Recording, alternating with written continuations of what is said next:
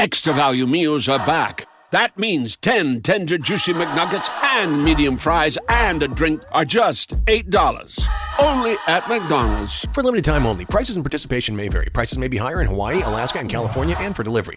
At Arizona State University, we're bringing world-class education from our globally acclaimed faculty to you. Earn your degree from the nation's most innovative university. Online. That's a degree better. Learn more at asuonline.asu.edu. This episode brought to you by the following patrons: Heather, Min, Jason, Madeline, Alyssa, Laura, Jeremy with the laser eyes, Allie, Kristen, and Tia. And all the patrons want you to know you're loved, you're listened to, and you're a valuable member of this awesome Horror Virgin community.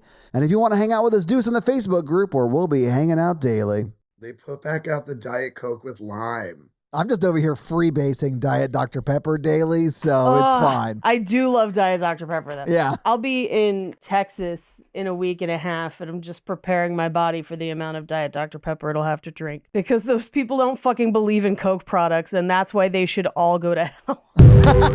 That's why.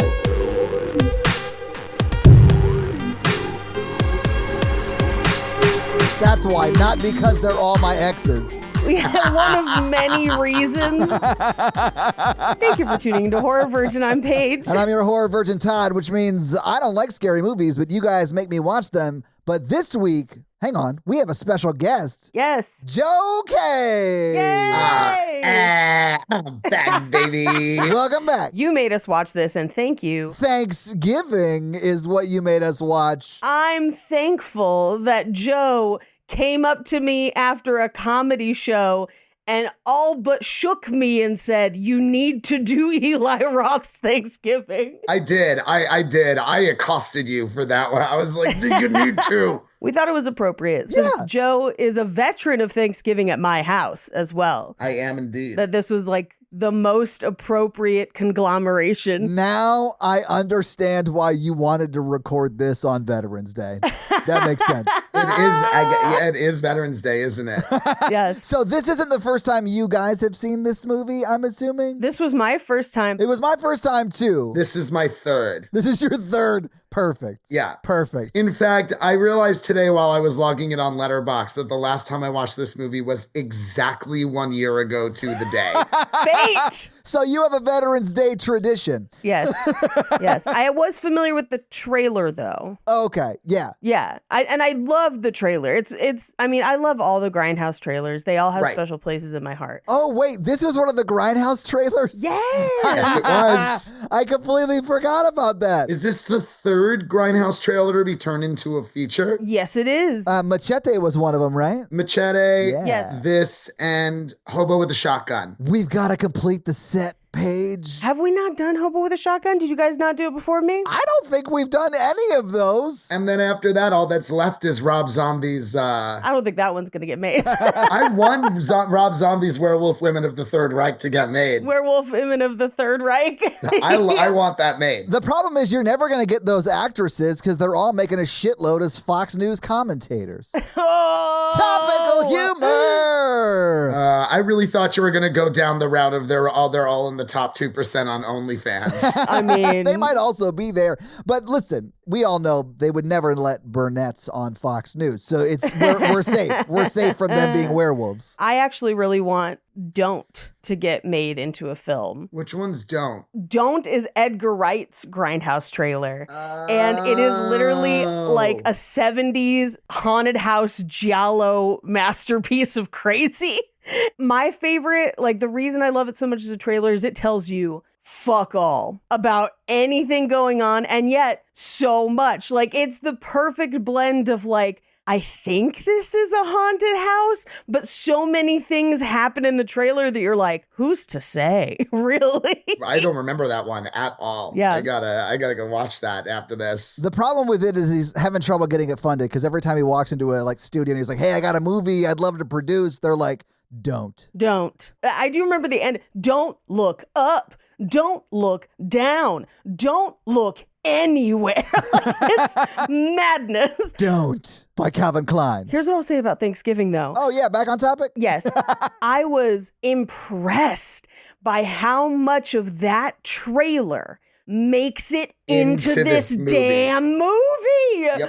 What? Okay. The trampoline scene in and of itself, like that was such a big set piece of that trailer. When I saw the trampoline come out, I was like, are you fucking kidding me? Let's fucking go. That kill messed with me the most, So too. When good. that blade goes through her foot. It's worse in the trailer. Oh, yeah. How is it worse in the trailer? Oh, I guess the trailer was made like 10 years before the movie. Yeah. So it was just like a whole ass different shot. Okay, cool, fair. It's different shot, different actors. It's worse in the trailer. And honestly, the trailer doesn't show much. And it's still worse because of the implication. Yeah, it's like the jaws of it all. I would also say the stepmom's death is worse in the trailer too, but funnier in the trailer as opposed to scary. How is that possible? The reveal of the stepmother in this was hilarious. I haven't seen the trailer in a long time, but this is my third time watching this movie, and when that thermometer pops, it is the hardest I've ever laughed at. Yes, it's so good. In the trailer, most people don't remember, but the trailer, it's like a house. Everyone's like having, Thanksgiving or whatever. And they're like, where's grandma? And then someone unveils something way too large to be a turkey on the table. And it is grandma cooked as a turkey. And the thermometer appears to be in her anus and then pops. And so you still get the pop. But it's got it. But when you came up to me and were like, we have to do this movie, I was like, are we thinking about the same movie? And you said, and I quote, I think this might be Eli Roth's best movie. And I was like, I have questions, but then after watching this today, I'm like, oh my God, is this Eli Roth's best movie? I was going to say, I was making that face because I was like, I think Joe might be right on that, guys. This is, I Know What You Did Last Summer, but with turkey. Yeah, and Not For Nothing is a much better movie than I Know What You Did Last Summer. It is. It's way better, yeah. Way better. That thing is rough to revisit these days. It is. The trunk full of crabs and whatever. The novelty of that cast can only go so far. Yes. It could distract you enough when you're 16, but not now. Hundreds of horror movies later put into my eyeballs, and I'm like, I Know What You Did Last Summer kind of sucks. Try watching the second one like we did a couple months ago. You know what? I think the second one is at least very funny. It is hilarious, unintentionally. 16-year-old me only needed Jennifer Love Hewitt to do her best, are you not entertained while bending over in that shirt for me to be into that movie? So, what are you waiting for? Yeah, that's what it was. What are you waiting for? What are you waiting for? I was like that. I'm waiting to hit pause on that moment. I have a complaint with slashers of that era. I have expressed it a lot, that there are plot holes where the killer can't be the killer. And in watching this movie, I was like, I think it might be the cop. And as I was following, I was like, yeah, it could be the cop. Wait, he could be outside. This could be a ruse. Paige, we get it. You live in California. You always think it's the cops. We think it's the cops. We get it. No, I agree 100%, Paige. It typically is the cops. Oh, I mean, and it is the cop in this movie, and it's plausible, and that's cool. Yes, I was like, there are some where you're like, when is this happening? What timing? Yeah. And then they use the oft used Law and Order redirecting of a stream plot point that I'm like, I guess if he doesn't have to be there at the exact time. And I was like, shit, man, does it work? This time around, I there were a couple of moments that stood out for me this time that I was like, now that I know that it's, once you know for sure and you go in. And I think I'd look a lot closer on a second viewing. There are two key moments where I'm like, how the fuck is he here right now? Sure. I don't know what the timing on this is. It's I'm sure when we go through the movie, when we get there, I'll be like, okay, this was... We can do one of our patented cop watches on, where is the cop at any given moment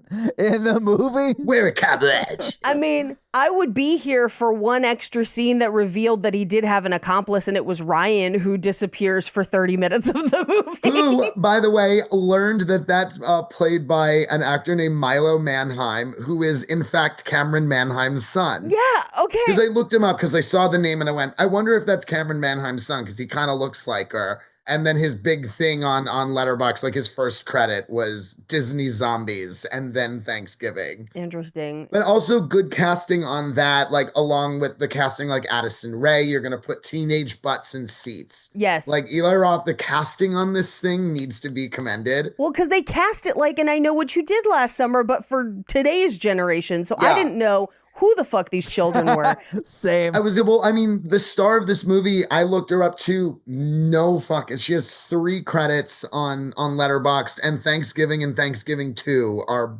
2 of them. She's an unknown. Because 2 is coming up, right? Allegedly next year. Let's see what happens. Fingers crossed. I liked this too much. I enjoyed this a lot to the point where I feel like I have to add it to my Black Friday rotation. It's a good one. Because of my retail trauma, I tend not to shop on Black Friday. Sure. And instead, I stay home and watch Chopping Mall.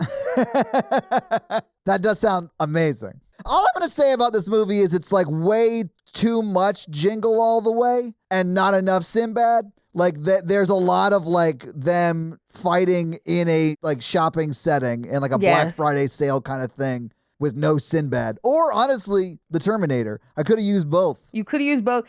I will say, and I texted this to Joe earlier today, I was intensely traumatized by this scene because one of my last years at Sur La Table, one of our Black Friday kickers was the Cuisinart 4-in-1 griddler that came with free waffle iron plates. And when I tell you, it is the same box because the boxes of the waffle irons they're fighting over are absolutely Cuisinart boxes that they have just covered up the Cuisinart part, but the rest of the box is the same. And I literally and I'm watching this laughing at the Black Friday of it all, loving that the send up of all of the dumb things that are part of American corporate Thanksgiving. And then I see the waffle irons and I was transported back 9 years in the past. It was just oh no. And just Jesus. Remembered throwing my back out trying to stack them. I was just motherfuckers. Oh. So this one for me, it's perfect, just like Chopping Mall. Just we'll watch them together on Black Friday. This one Black Friday scene is better than that entire movie entitled Black Friday. Is there a Black Friday movie? Yes, there's just a Black Friday movie from it was maybe 3 years ago. Maybe it is not good. This is sounding familiar. It's like a comedy horror. It's not good. Black Friday. If you've had to work Black Fridays. Sometimes some horrors and some haunted houses within us should not be opened. I will say I've been lucky enough to never have to work the front of a store on Black Friday. Sure. I definitely worked in a stock room on a Black Friday one year, but that was pretty much a cakewalk. That is how I have what I call my spite pumpkin. I am so concerned that you have a very old pumpkin in your house that you're keeping out of spite. So, Black Friday, roughly 12 years ago at this point. Set the scene, Paige. Hang on. Picture it. Sicily, 1934. Bibbidi bobbidi boop. Let's go, Paige. All right. Now, Sur La Table was almost never open on Thanksgiving, only because the company thought it would look bad. Trust me, they wanted to be open on Thanksgiving, but they were we're the Thanksgiving place. So we probably shouldn't. That did not stop people from breaking into the store at the Grove on both Thanksgiving and Christmas. Classy. But I had my own store. It was my first Black Friday having my own store. And even though we weren't open Thanksgiving and we didn't do the midnight openings, we did open Black Friday at 4 a.m. Whoa. Yes. So I used to cook Thanksgiving because I used to travel, and traveling on that schedule is impossible. So that's why I started cooking Thanksgiving at my house. But I would finish cooking, and then 2 a.m, I would go to the store, finish the floor sets of all the Black Friday kickers, and then we would open the store at 4 a.m. and no one would fucking show up till 7. Because you know who's not getting up at 4 a.m. to Black Friday shop in Old Town Pasadena? Fucking anybody who wants Dutch ovens. They've been building them the night before after Thanksgiving dinner. Exactly. They don't need them. Don't need them. But one of the Black Friday kickers was the Staub Thanksgiving pumpkin. And it's a Dutch oven pumpkin, shaped like a pumpkin, glazed with a gold curly handle. It's definitely a piece that you show off and don't necessarily put things in. I know this piece. Piece. I've seen this piece. I use it every Thanksgiving as penance. Yes, you do. So, unfortunately, it was our kicker for $99, but and we weren't supposed to use coupons on it, but like somebody in a Facebook group posted a receipt of somebody using a coupon on it. And so they were like, everyone has to price match now. Oh my God. Within a couple hours, the entire company is out across the entire country, except for a handful of stores that have like a floor model or something showing in their inventory. My store is one of them. We cannot fucking find this thing in the entire store. I don't even know what it is. It's a pumpkin? It's a pumpkin. Like a ceramic pumpkin? No, cast iron. Oh, okay. And you cook in it. But enameled on the outside. You cook in it. Yes. And people like bought it. People buy it every year. It's a yearly item that's only available for 3 months out of the year. People sell them out every year. It's fucking nuts. The wrong people have money. I mean, for real. And so we could not find it. And this one lady kept calling all morning. Every time I picked up the phone, it was this lady calling about this pumpkin, yelling at me about a receipt that wasn't even hers to try and get a discount off something that's already like 70% off. And I finally was like, lady, I don't have it. I don't have it in the store, and hung up on her. Then she showed up in my store, ready to fucking fight about it. And I was like, I'll go look in the back, but it ain't there. So be prepared to be disappointed. I go in the back, and one of my stock guys is like, Paige, I found it. And he's holding it. It's just like a beam of light from a window hitting the pumpkin. He's just like holding it. And I said, you didn't find shit. Put it in the office. Paige, we're going to have to cut this from the episode because she's currently suing Sir Latop. Don't care. Wait, are you really? No. Okay. We hide it in the office so nobody else is going to find it. And I walk back out and I'm like, we don't have it. Sorry. Be mad at me all you want. She probably told me I was ruining Christmas. I don't give a shit. She leaves. A year and a half passes. We totally forget the pumpkin is there. We go to do inventory. The pumpkin is now no longer in inventory, which means we have to throw it away. And now it lives in my kitchen as a trophy to my stubbornness. And I use it every Thanksgiving. Paige, I think you may have learned the wrong lessons there. I don't think so. I don't think No, so. I'm with Paige on this one. I did think it was brave of Jessica to realize that her dad had a secret hard drive in his room and then be willing to look at anything on it. Right? I was like, ma'am, you are putting a lot at risk in this moment. Brave. I mean, at best, it's just like of your mom and new stepmom. It could be way worse. Right. Who I've dubbed her stepmom, not Rebecca Romaine. Oh, yeah, Rebecca Lomaine. There's a lot of not blanks in this movie. There's a lot of not insert actor in this movie. Some of them are famous household, like, oh, it's that guy's, though. Like, it's not like someone you would know, but like, oh, I've seen them in other things. But Bobby is being played by, like, not Anthony Ramos. Like, exactly. That's exactly who he is. Oh, God, that's very accurate. Yeah. No, there's a lot of, like, Mitch is not David Harbour. Yeah, Mitch is not David Harbour. Right. The gun shop guy, the one who gives them, like, that's not Martin Starr. Like, that's... Yes, I can, like, because every time he was on screen, I was like, is that Martin Starr? No, it is not. It is in no way. It's hot Martin Starr. It's hot Martin Starr or time-traveling Kirk Fox. Holy shit.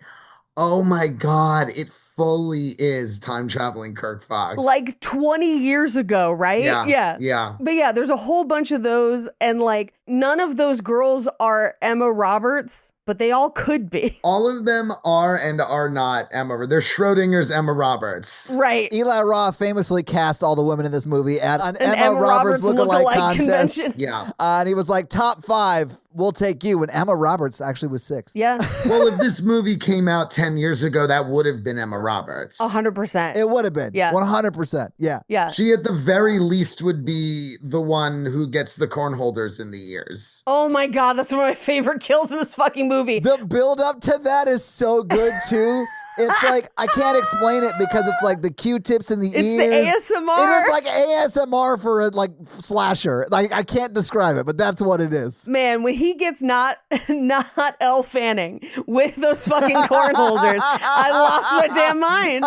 Bobo Elle Fanning. Yeah, that is one of 8 timestamps I wrote down where I audibly out loud laughed and said, "This fucks." Yes, there's so many things in this movie where I was either stoked to see something from the trailer happen in the movie, and like not exact, like not a shot for shot, but like spiritual sequel, which is perfect. And the amount of times where there was a kill that I was like, wait, are they gonna somehow subvert a Thanksgiving tradition into one of the most disgusting things I've ever seen on television? It's such like originality in the kills, which I mean, like when I look at something that's coming out in the year of our Lord 2023, and I am able to look at that and say, I have never seen a kill like that in a slasher movie in my life.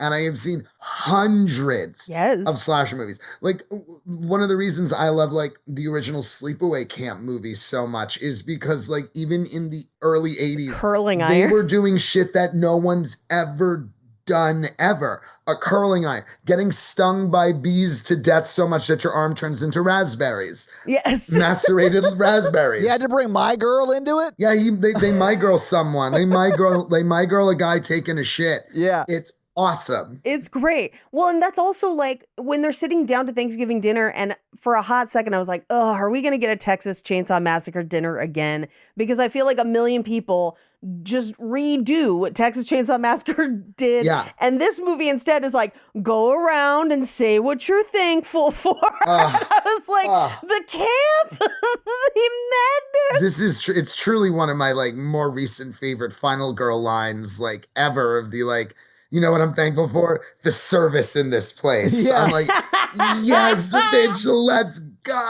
Oh, when they inflated that turkey at the, I was like, that's what's with fucking flammable up. Gas. Let's go. Oh, yeah. And then when he shoots it and he's standing, I don't know, a good 50 feet away from it, and they're like, there was nothing left but ash. I was like, yeah, it's because he wasn't anywhere close. Like, he just walked home. Like, he's fine. Yeah, as a fireman. No, he got burned bad. Yeah, like, that's just it. Possibly, yeah. He got like, no, he probably got like some burns on his back. Like the heat would have burned him. I mean, his sheriff jacket would have been smoking on the way home, but like he would have ultimately been fine. Oh yeah, no. But like there's a chance he looks like Two-Face now. Which that's what we want for the sequel. I mean, yeah, right? Exactly. For them to be like, and his back was burned in the pattern of a roasting pan.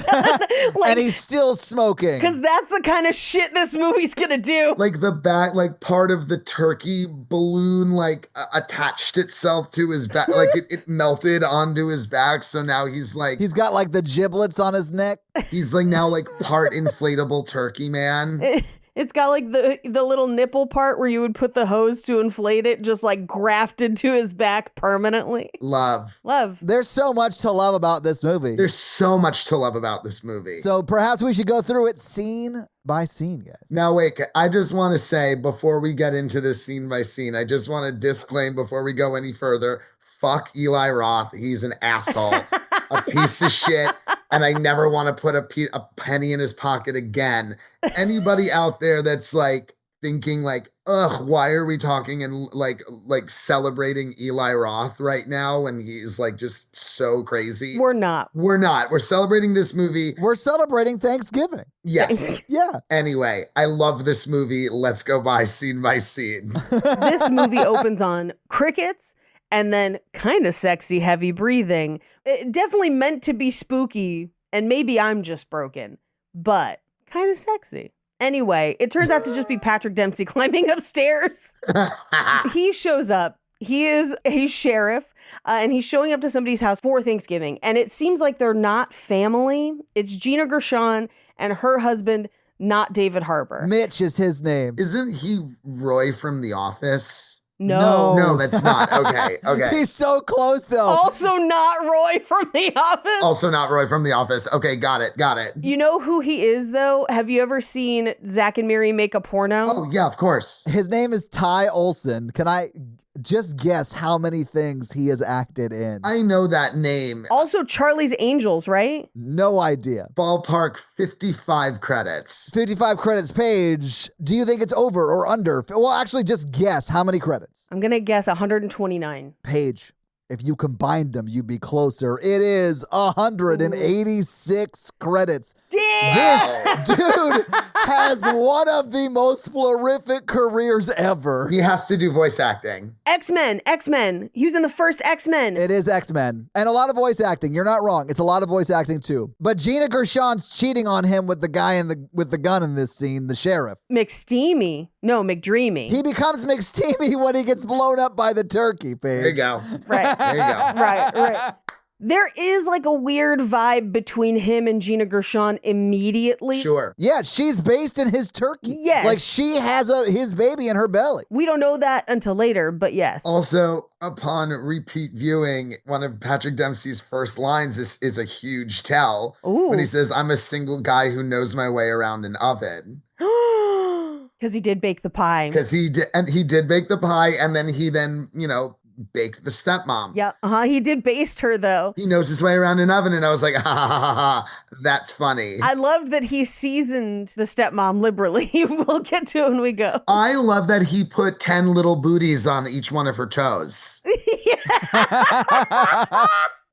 God damn this fucking movie. I didn't catch that because the first time I saw this, I thought he cut off her feet and she was wearing like the big booty. But then I noticed, because it was like, those booties are huge. Right. And then I noticed as they like panned over, they're each on one of their individual toes. So she has 10 little turkey booties.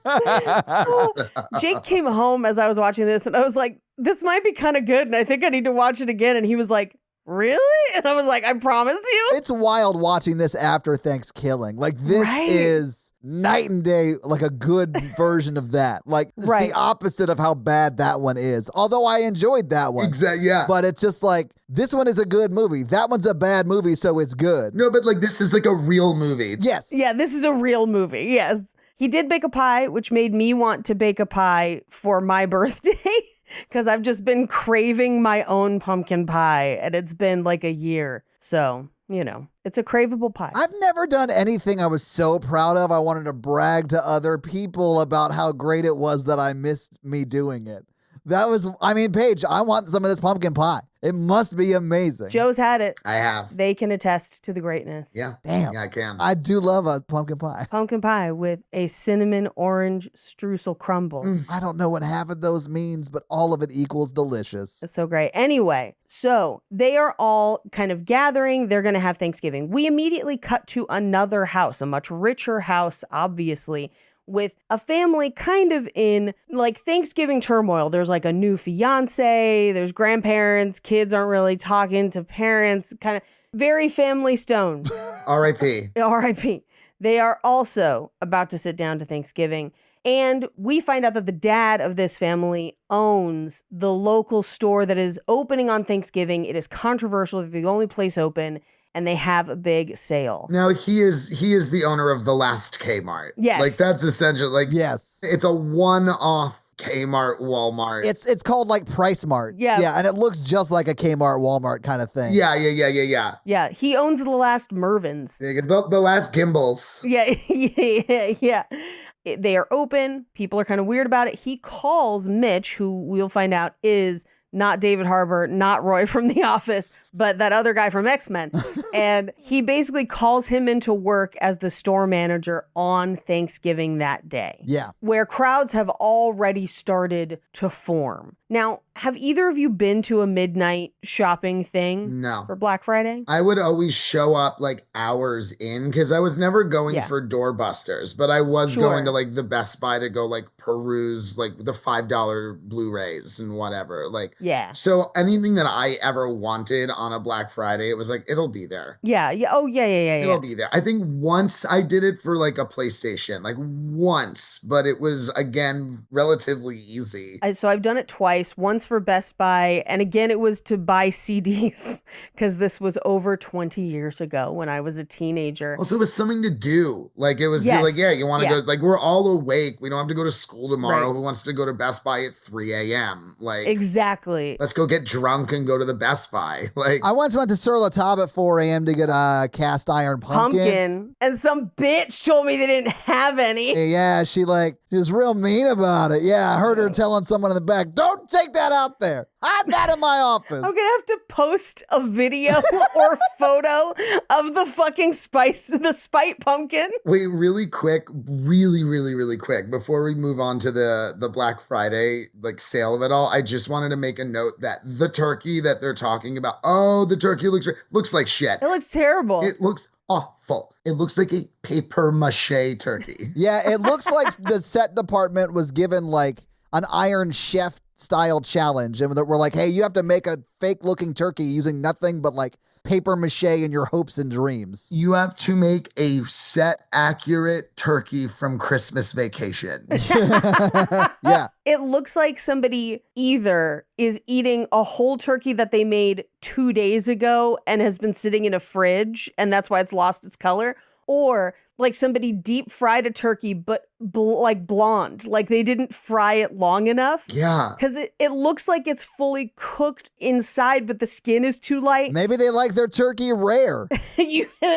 Of all the things to eat rare, turkey ain't one of them. Anyway, bad turkey aside, Mitch gets called into work Thanksgiving evening for Black Friday. And he's pissed about it. And understandably so. If you were already scheduled off, that's a bummer. If I was scheduled off and I was married to Gina Gershon, I'd be like, no. Well, I mean, Gina Gershon is currently sleeping with the sheriff and not Mitch, so. Doesn't matter. If I were married to her and I didn't know, it doesn't matter if I'd be like, no, I'm here with my hot wife. Right? Yeah. The turkey's Versace. How dare you? Thank you. Thank you so much. Anyway, so he leaves to go to work after carving the turkey. We then cut to Right Mart that only has 2 security guards, one of whom is Tim Dillon. Yeah. Who, nothing made me happier than to see Tim Dillon suffer physically. That was pretty fun. What did I write? I wrote down here. I wrote, any movie that cuts off Tim Dillon's big stupid head is an auto 5 stars. Man, the people who hosted Come Town have really gone in different directions, have they not? Really, truly. Anyway, they are not able to handle the crowds. The crowds are already angry. No. They're yelling. Meanwhile, back at Rich Kid's house, her friends come pick her up, and they are all fresh from the game, where her boyfriend's like a pitcher, but the other 2, I think, are football players because it's football season, because it's Thanksgiving. Yeah, and her boyfriend was already at her house, right. So it's not his season. Well, they probably just finished baseball season and are now getting into football season. Yeah, I guess that makes sense. But whatever the game makeup, her rowdiest football teen friend punched another team's quarterback, I believe, or at least another football player from another team. From Hanover. And that guy that they punched is in the front row trying to get into Right Mart. Yeah. Also, great character name, such a good specific, like, West Mass name, Lonnie from Hanover. I literally, in my notes, just like with all of them up against the railing, including the diner waitress who we'll meet later, I just have goddamn massholes. Just I love it. By the way, love that this entire like teen group of friends, not a drop of a lick of an accent on any of them. None. So many people in this movie are at least giving it. Patrick Dempsey's committing to it. He is committing so hard, even though he kind of can't do it. Nobody else is. Yeah. Like, he's trying so hard, and God bless him. Yeah. Like, it's 95% there, but then when it's not, it's so funny. It feels like an actor who was like, what are you talking about? I got family from that area. I'll be fine. And putting in 0 effort and then realizing on day 1, they should have put in a little bit of effort. I don't know if any of that's true, but it felt like it was so close, but not quite. He is no Kate Winslet in Mayor of Easttown, who forced everyone to work with a dialect coach, by the way. If you didn't know that, Kate Winslet was like, everyone's working with a dialect coach. Except Jean Smart. She doesn't have to do anything. No. Jean Smart, you're perfect. Never change a thing. I just picture Patrick Dempsey just in his trailer being burglar, smuggler, park the car, Harvard Yard. I'm just like, John Carver. Jessica, it's John Carver.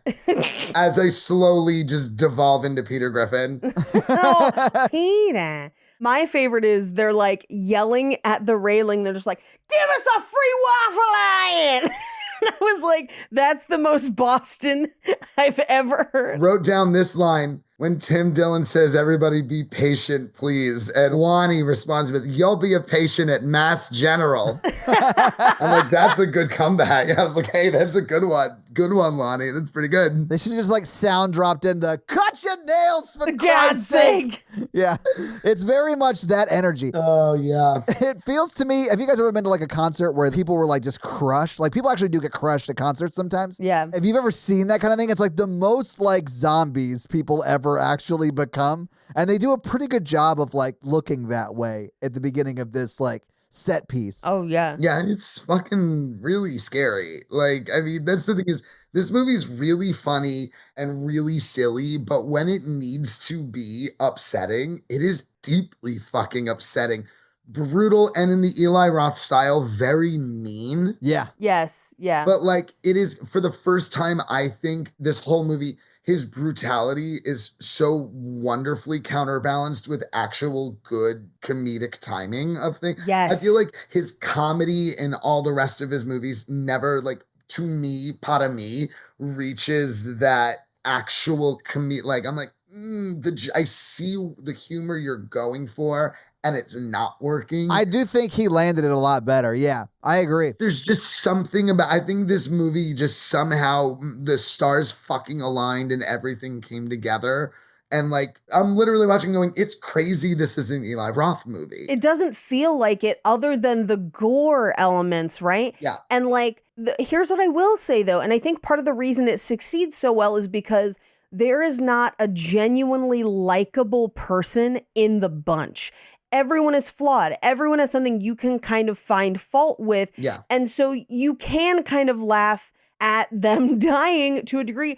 But like this Black Friday scene, when they finally do break through, because essentially what happens is like the teens roll up because their dad owns the store. They go in ahead of time and everyone sees them, thinks they're getting the doorbusters. So they push against security. Like the masshole from Hanover, like grabs the megaphone, says the store's open. Specifically, just because that kid needed to go get a phone. Yes, a phone. A new phone because his other phone got busted in the fight. When he was punching that other kid. Which is, I think, in a very important detail because of how much this movie is about phones and the age of social media. Like he needed to get a phone because, quote, how am I going to text during the movie? Yes, because they were on the way to the movies. How am I going to text during the movie? They were going to go to the movies, which is what you do on Thanksgiving. You do dinner with your family and then you meet up with your friends. You guys go see a movie and then that's why then after that's when you're like, I don't know, you want to go to the fucking Walmart and go walk around on Black Friday? Yes. This is the most American experience. Right. This is a very, very unique, like, American experience. Yeah, for people from places not America who are Black Friday and everything looks crazy, I understand. Like, it is the most like zombies we ever become as people. Yes. I mean, isn't it kind of like the vibe of like what's it called, Boxing Day or whatever over in yes. Well, I mean, it's not the same, but like the equivalent, I guess, would be Boxing Day. Probably. Yeah. But he needed a phone. That's why they end up there. Yeah. That's how the Black Friday crush happens. They end up crushed against the windows. The windows break. It pushes down that other security guard. He gets trampled. There's glass sticking out of the door. So a guy gets like sliced in the neck. Immediately. He slices himself in the neck, by the way, just walking in. By pushing his neck through it. Yes. He just goes, I gotta get waffle iron. Yeah. That guy is my favorite to follow in this sequence. If this first sequence does not get you, this movie is not for you, period. Right? Yeah. But like, if you find yourself cackling maniacally during this first Black Friday sequence, this movie's aggressively for you. Paige, it had me when they parked in the handicap spot and they're like, what? We can do whatever we want. We're going to live forever because they're teenagers or whatever. Right. And then it reveals that handicap spot is full on the other ass side of the parking lot from the store. So it's the furthest parking lot away from the store. I was like, oh, I'm going to love this movie because they didn't even really point it out. But that's not really like a handicap spot. That's a parking spot for assholes who are also idiots. Right. So they get in. It's mayhem. But my favorite is that guy whose neck is sliced is actively dying. Yes, but he is going for the waffle iron. And then he picks up a waffle iron. Like a zombie. It is like what they're trying to say in Day of the Dead. He does get one. He does get his waffle iron. He gets the waffle iron and then he collapses on the pallet just clutching the waffle iron. The entire thesis of Dawn of the Dead done in 45 seconds. 100. And then a lady just comes up and snatches it out of his hands as he dies on the pallet. And I was like, oh God. Oh my God, this movie. And even though I was traumatized, I loved it. Note that like Lonnie is also going for that waffle iron. He's punching people away when there's actively still a huge pile of them. Huge pile that the like diner lady is also like fist fighting another lady to get waffle irons. Yeah. But then my favorite, and I cackled out loud, is that we've just seen the waffle iron tussle. And then it just cuts to the closed circuit TV and it's just playing like tinkly Christmas music over hand-to-hand combat in a Walmart. Yeah. I lost it. Beautiful piece of editing. Oh, chef's kiss. I mean, but like that's what we're talking about where it's like the mean and the like brutality somehow work in this movie because it instead of just coming off as mean, it's like, look at you guys. Look how foolish you are. Corporate consumerist America. And it's like, yes, we are. Well, and this is my first instance of timestamping this fucks at 12 minutes and 52 seconds when the wheel of that shopping cart is actively scalping Gina Gershon. Oh, yeah, because she gets her head squished between two colliding carts. Yes. Like she gets bumped, her hair gets trapped in one of the wheels. Yes. And they keep slamming the carts into one another. Yes. And the wheel is actively pulling Gina Gershon's hair and subsequently a nice little chunk of her scalp. And then that lady rolls the cart away just with the scalp rolling through the wheel. Yeah. Yep. And like, that's insanely mean. Yes. Because like, look, the Patrick Dempsey and Gina Gershon, you might have caught the vibe in the beginning. There's like the weird vibe going on. But she's also not an unlikable character at this point. Right. Like, she's the first death in that movie where you're like, oh, she didn't deserve that. Yeah. I mean, until the end of the movie, she just seems like a nice friend who's like being supportive to her buddy who got divorced. Also security guard. I mean, first security guard who got trampled. He didn't deserve that either. He didn't deserve that. And Bobby tries to help him. And that's how Bobby's arm gets just like pretzeled. Obliterated. Yeah. And he was going to go to the pros, but he hurt his wrist, so now that's gone. Yeah, because they're all seniors, so it was like, hey, senior year, baseball season's coming up, that cannon of an arm's gonna get you into... Well, I think he's a senior and the rest are juniors, because the next Thanksgiving, they're still in school. Oh, T. Yeah, No, that's right, because he is about to go away to school. That's a whole thing. He was about to get out of this town. Every school, I think, has a person who was gonna go pro till they broke their arm. Or whatever, or threw out their shoulder, or like had a hip thing or a knee thing. Like every high school has one. Oh, yeah. Yeah, every high school has at least one liar. Yeah. But it's madness. We then cut to the next year where they're like, hey, we're going to do the sale again. And people are like, hey, no one got arrested or anything for all the people that died. And you just quietly paid hush money.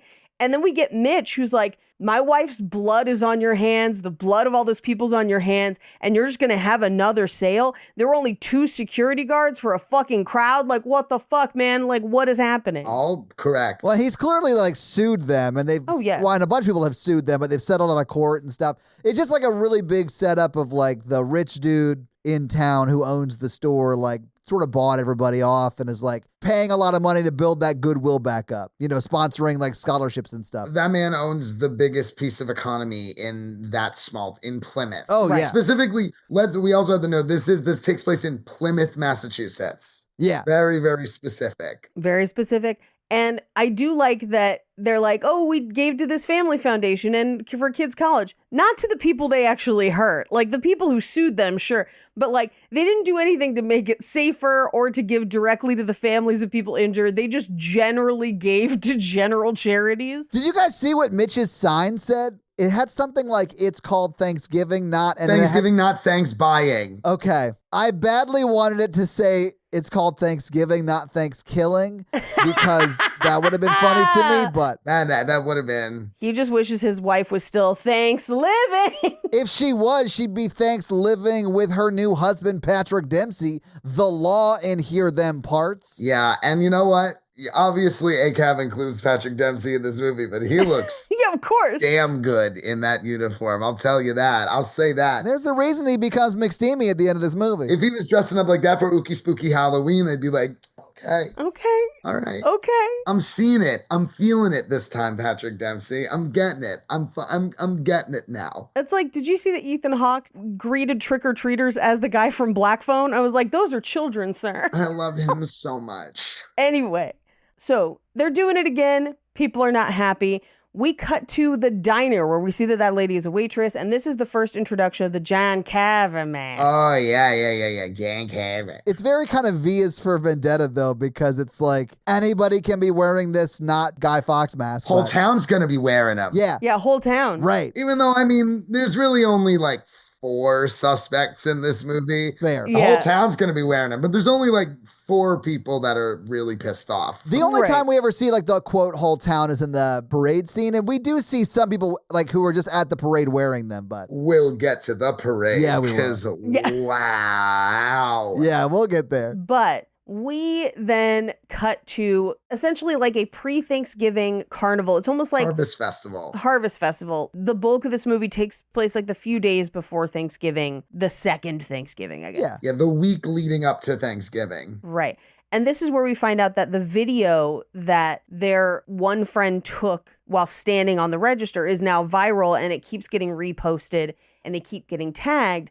And somebody then tags them in it, and it is John Carver, like an Instagram account linked to John Carver. Ay, no me diga.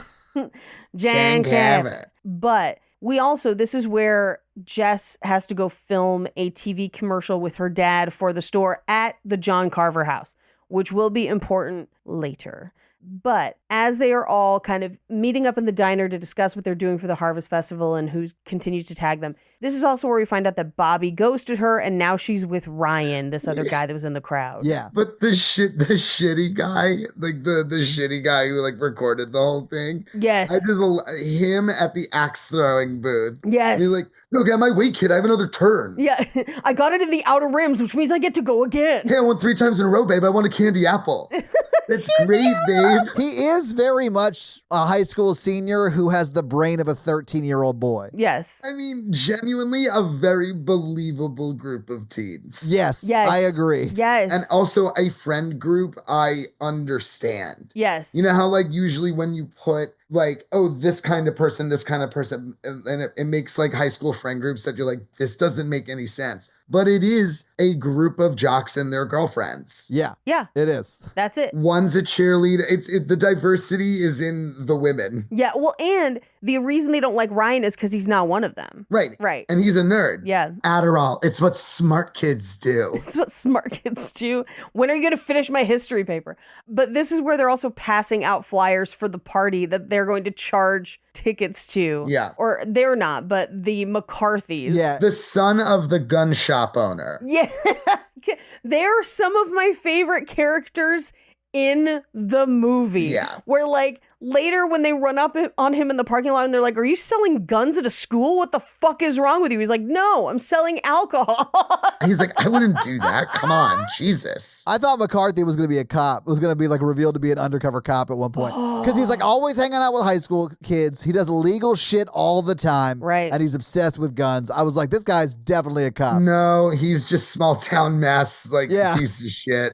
Yep. But not a bad guy, just like a real, just like, ugh, oh boy. He's the reason they're able to save themselves, really, ultimately, because he has that, like, get out of cuffs ring. Oh, yeah. He gave her the Deus Ex Machina that she needs to get out of the, it is. Yes. the scene. It's my dad's ring. He wore it in Iraq. And I was like, that's exactly what someone would say to you. Chekhov's sharp ring. Thank God I brought my ring knife. But we then cut to briefly a shot over the shoulder of somebody watching that video from last year and sharpening an axe. Yeah. We then cut back to the diner. Pretty much everybody's gone except for the diner lady and Patrick Dempsey and his new... deputy, who then steps out to go do something. And it seems like everyone is gone. The diner lady is closing up. But who should show up? John Carver. Yeah. Now, this is one that, like, now going back through it, knowing who is who, I'm like, yes, because Patrick Dempsey was there. Like, he's right there. This kill is wild. This thing is cuckoo, ooka, spooka, oogie boogie dumb. It is kind of nuts. It is so stupid. Yeah. Well, it's very, Christmas Story, where he gets her wet and then against the freezer. Oh, yeah. No. That part is brutal. Yeah. That thing is upsetting to watch. But when she is outside and gets, like, chased against the trash can and then gets pinned against it and the lid pops down on her and rips her apart. A lid of a dumpster cuts her in half clean. Hilarious. I loved it. Yeah. Did he like put a guillotine blade in there? Like, I don't understand. You can't see it, and it looks just like the plastic top on it. Like, but it did cut her in half in the movie. Timestamp 25 minutes, 38 seconds. This thing fucks. Yeah.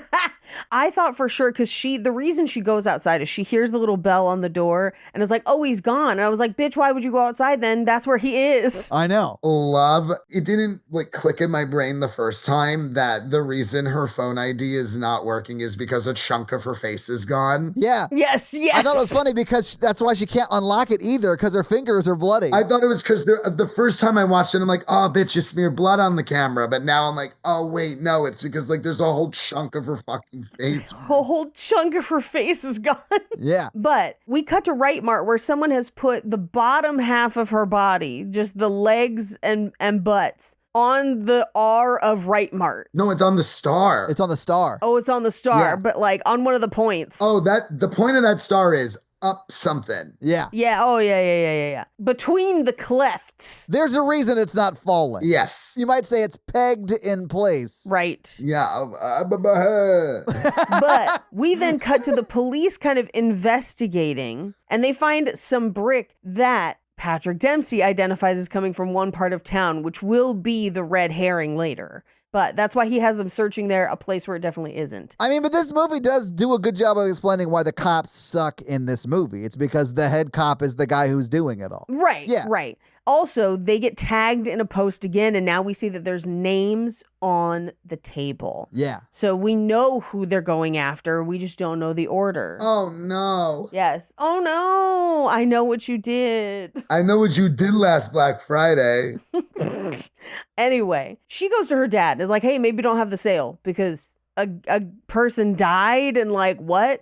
And her dad's like, we'll just get some extra security, but like, we're not going to stop having the sale. Like, don't worry about it. He's like, I don't know if you've noticed my daughter, but I'm married to not Rebecca Romaine. Yeah, Rebecca Lomaine. Yeah. I'm married to Rebecca Lomaine, so you're going to have to bear with me. I'm married to Rebecca Iceberg Lettuce over here.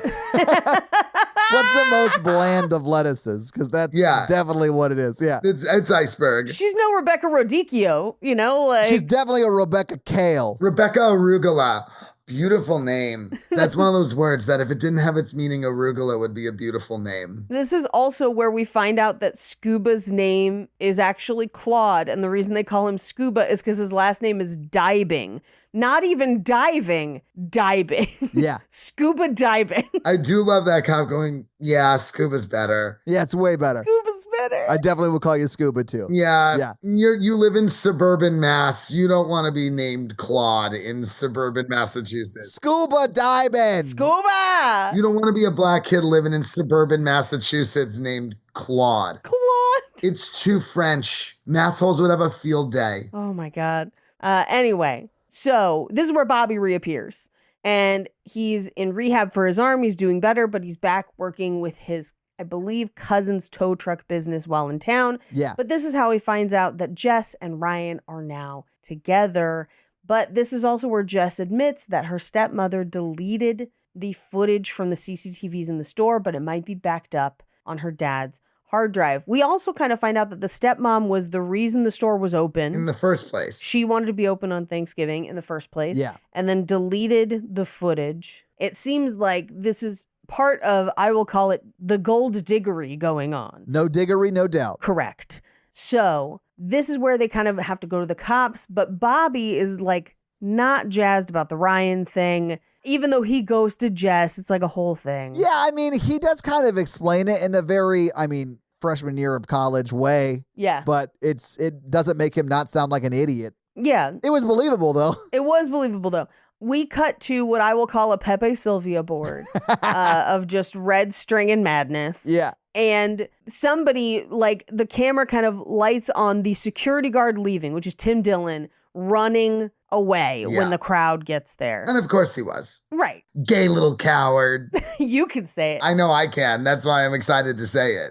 I'm excited to be like, yeah, of course he ran away, little gay boy running away. But he's going to leave the country immediately. Just like he one person died and he's like, I'm fucking out. He's like, I'm going to Barbados or wherever. Like, I don't know where the fuck he's going, but he's dipping. Let me ask you guys a question. Do you think that cat betrayed him? Yes. I do too, and I love that cat for it. That cat is a soulless beast, and I love it.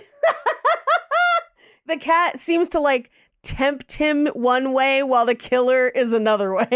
No, he's like, I fucking hate this guy. I hate him. But he gets stabbed with an electric knife. Right in the haunches, too. Yeah. Like, it would hurt. Oh, I do love his line where he goes, I'm a security guard. I kill people every day. I kill people every day.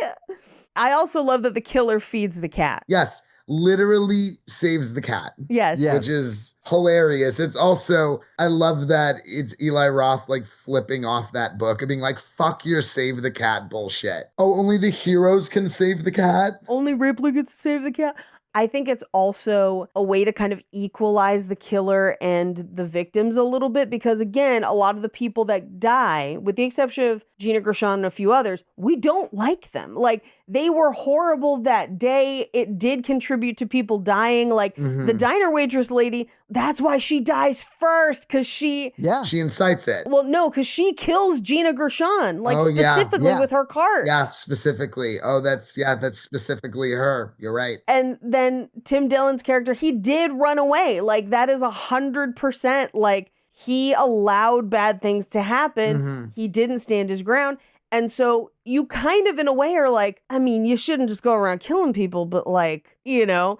And then to have him feed the cat, it's like, I mean, he also felt he's not that bad of a guy, right? Yeah, this guy who was cheating with Mitch's wife and like, well, we don't know that yet. You know, kills a bunch of people. All it takes is to be attractive and to feed a cat. Yeah. And Paige is into you as a killer. No, I'm speaking about this more from the sense of our visual language of films in America. If you feed and save an animal. Oh, no, I know. Yeah. I've read the book. I just like, it is very funny. Yeah. That they do have them do that. I liked it because I was like, oh, I do that all the time. It humanizes the villain. Yeah. And it was so you're like, this is a person who does care. He's not a soulless monster killing for the sake of killing. Right. He's not Michael Myers. Like, he's not just gonna kill. Like, he has a point. Right. He is enacting revenge. Right. And you know who didn't hurt him? That cat. Right. He doesn't kill anybody who didn't hurt him. Yeah. To be honest with you. Like, in some way. Emotionally. Didn't hurt him emotionally in some way. Yeah. He doesn't directly kill anybody that didn't hurt him. The only one I had questions about was the turkey. Oh shit, I caught it this time. But no, it is somebody who was in the crowd who puts the turkey head on. No, it's the kid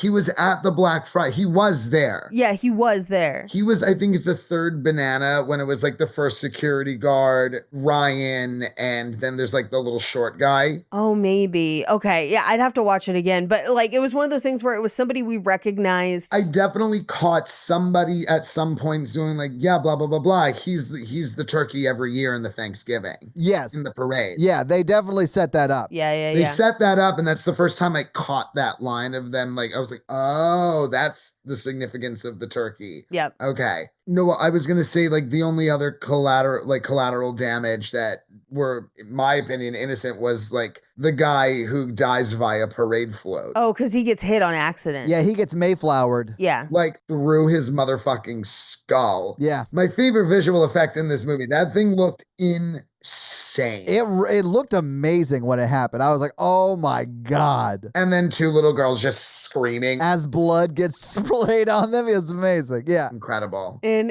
But we cut to a police briefing where Patrick Dempsey is like, yeah, we're going to go look in this area. So he's deliberately leading people astray. You'll find out, like, once you realize it's him, you see him kind of like deliberately obfuscating. But Jess goes to her father's stash of the CCTV tapes and finds evidence that Ryan knew the additional security guard and didn't tell the cops that. So she and Bobby go and tell the cops. We will eventually find out that Ryan was just buying Adderall from that guy. Yeah. Anyway, so Bobby and Ryan have a little bit of a tiff outside, but go their separate way. Mm-hmm. We then cut to, as they're going with the police through the CCTV tapes of like, this person doesn't go to our school, this person does, this person doesn't, that guy was from Hanover, this person helped start the riot, this person, and counting off who has already died versus who could be next. Although what we will find out is that what they're actually doing is telling the killer who all to kill. Yeah.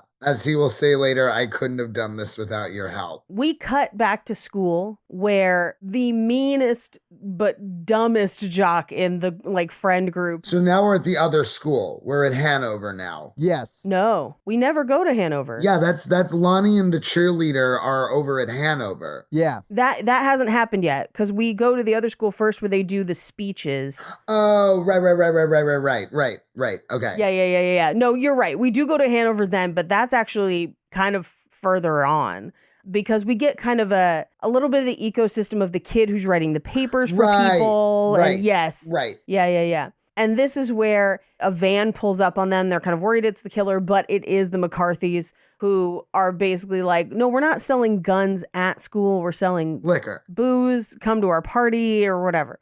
This is also where we cut to them prepping for the Mayflower Parade, where Ryan is trying on his pilgrim outfit because he can't wait to be in the parade. I think it's wild that he's a red herring. Like, I know that there are multiple red herrings, but his, to me, is the wildest. Yeah. I thought for sure he was going to be. Oh, you thought he was going to be it? Yeah. He definitely could have been. Yeah. In Thanksgiving 2, they reveal that he did help at some point in the first one. I believe it because we'll get there, but we're about to get to where I do not understand the logistics of. Yeah. So we do next go to Hanover. Right. And we start in the gym. The cheerleader girlfriend comes and grabs that guy, leads him to like the empty gymnasium auditorium. The basketball court or something. Yeah. Yeah. A basketballery. And she jumps on the trampoline, takes off her panties, and he gets neck snapped. Like around. His head is facing back. Timestamp 47 minutes and 42. This fucks. It does. And again, when I saw the trampoline come out, I was like, just like the trailer. Yes. And then exactly 18 seconds later, I wrote down once again at 48 minutes. Yeah, this fucks. So in the original trailer, she is already underwearless. So she's and topless in the trailer. She's jumping, does the splits a couple times, and then you see a knife come up from the trampoline and you see her do the splits again. And that's it. It cuts away. That's it. In this one, they get her ankle, which is always so fucking rough. Up the fucking Achilles. Yeah, it's so, I hated it. Vertically up through the heel, up through the Achilles. And then it is implied that we get that split. Yeah. But then also she ends up stabbing and bouncing her up onto the knife like through her chest and back. And I was like, leg oh my God. Arm. She's gotten stabbed all over the place. It's wild that she has any blood left later. It's nuts, frankly. That's right, because he uses her blood. He like squeezes her like neck out like a wine glass. Oh, you mean when he puts a corkscrew into her neck and then pulls it out, and there is a literal cork popping sound when he pulls it? The Foley artist on that deserves an award. Yeah. It literally pops out of her neck. Another time when I audibly was cackling alone in my apartment. Oh, my ADHD made me go, boop, boop, lollipop, lollipop, because that's what it sounded like. It sounded like that kind of pop. Yeah. I'm going to have to listen for that and watch the little like things on the toes. I didn't notice that at all. And I'm like, I noticed the things on the toes and I lost it. So funny. Truly the 10 little booties on each individual toe is so crazy. She had so much booty. That's why he married her.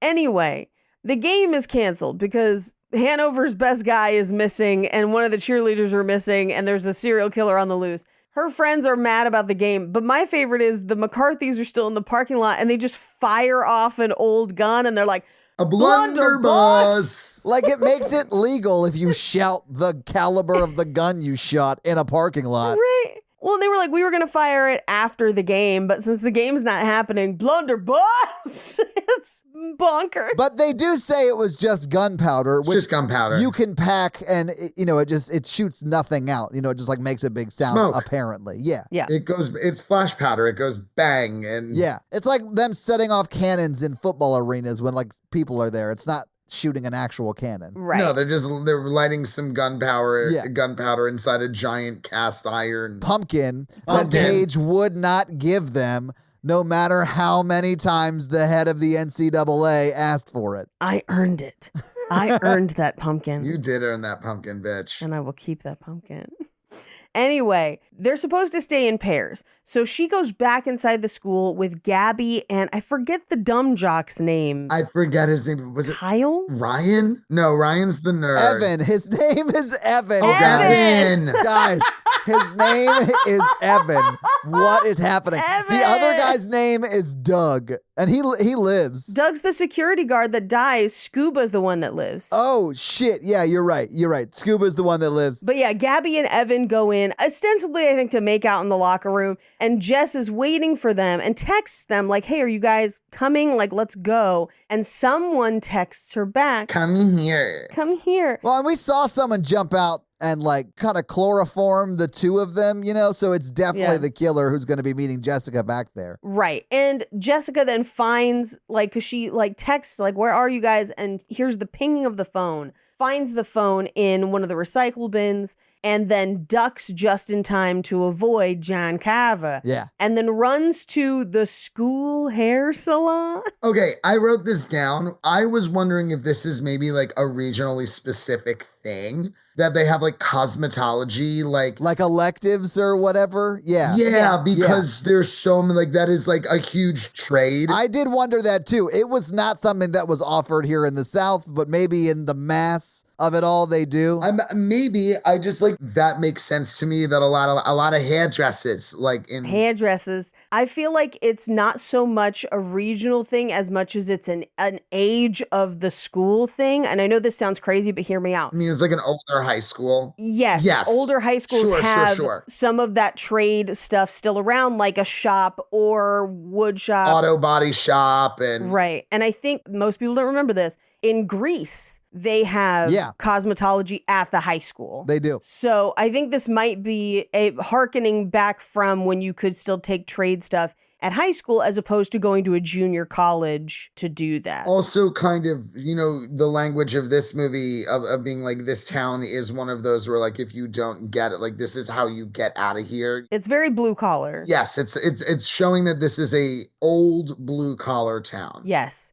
And that's how we get one of my favorite shots in the entire movie where she's hiding among the fake heads. Yeah. I loved it so much. She is serving fake head so hard in this scene. It was like impressive. She is just like ducks down behind a table and the table's up against her throat and she's just like covered in fake heads. Well, and she specifically ducks down in like a place where they're all kind of collected on the counter. Yeah. And for you, the viewer, as the camera's panning around, you're like, I know she ran in here. Like, where is she? And it's not until they get really up close on the fake heads that you're like, oh, one of those is her. Oh my God. Yeah. But she then pops up. She drops hairspray so he kind of hears where she is. Then she pops up, grabs it, sprays it, and runs. Yeah. Books it. Makes it out of the school. Wrote it down that I love that he runs. Yes. He is not Michael. He is not Jason. This is an athletic man that is like booking it after her. Well, and she runs out and she talks to Scuba and Yulia. And then the cops kind of show up after. Yeah. Herein lies the illogical moment for me. Tell me about it. The cops are like, hey, don't separate. Right. You know, they go in.